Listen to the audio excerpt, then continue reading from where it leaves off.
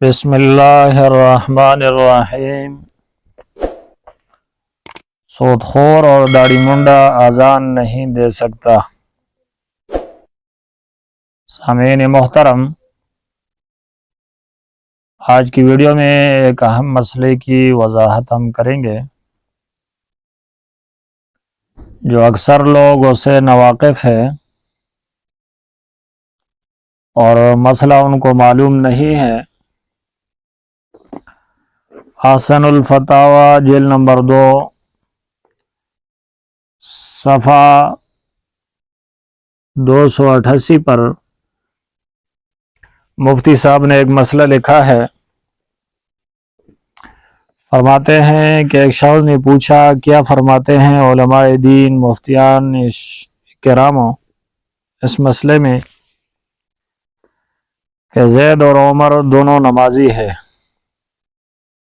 عمر حاجی ہے، زید حاجی نہیں، زید کی داڑھی منڈی ہوئی ہے، عمر کی داڑھی منڈی ہوئی نہیں مگر سود کھاتا ہے، ڈاکخانہ میں روپیہ جمع کراتا ہے اور سود لیتا ہے۔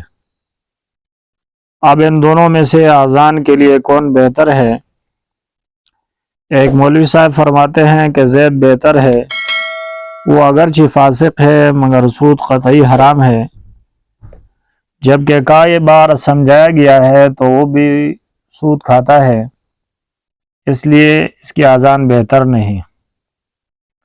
اب سوال یہ ہے، تب پوچھنا یہ ہے کہ کس کی اذان بہتر ہے؟ کتابوں کے حوالے سے تحریر فرمائیں۔ تو یہ تھا سوال جو آپ نے سنا۔ جواب یہ ہے کہ دونوں فاسق ہے، اس لیے دونوں میں سے کسی کو بھی اذان کہنے کی اجازت نہیں۔ دونوں کے گناہ بہت بڑے ہیں۔ سود کی لعنت تو ظاہر ہے، اسی طرح داڑھی منڈانا اور کٹانا بھی بہت بڑا گناہ ہے، بلکہ یہ علانیتاً شریعت مطہرہ کی توہین اور بغاوت ہے۔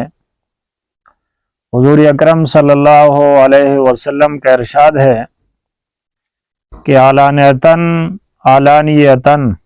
گناہ کرنے والا لائق عفو نہیں، کل امتی معافن الا المجاہرین۔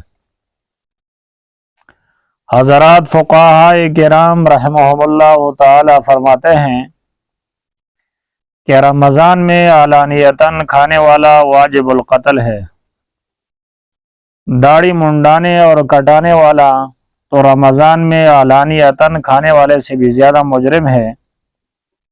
اس کو تو چند ہی لوگ دیکھتے ہیں اور کسی ایک وقت میں، مگر داڑھی کٹانے والا ایسا بے حیا ہے کہ ہمیشہ شب و روز سب کے سامنے شریعت سے بغاوت کا اظہار کر رہا ہے۔ اللہ تعالی ہمیں خوف آخرت عطا فرمائے، آمین یا رب العالمین۔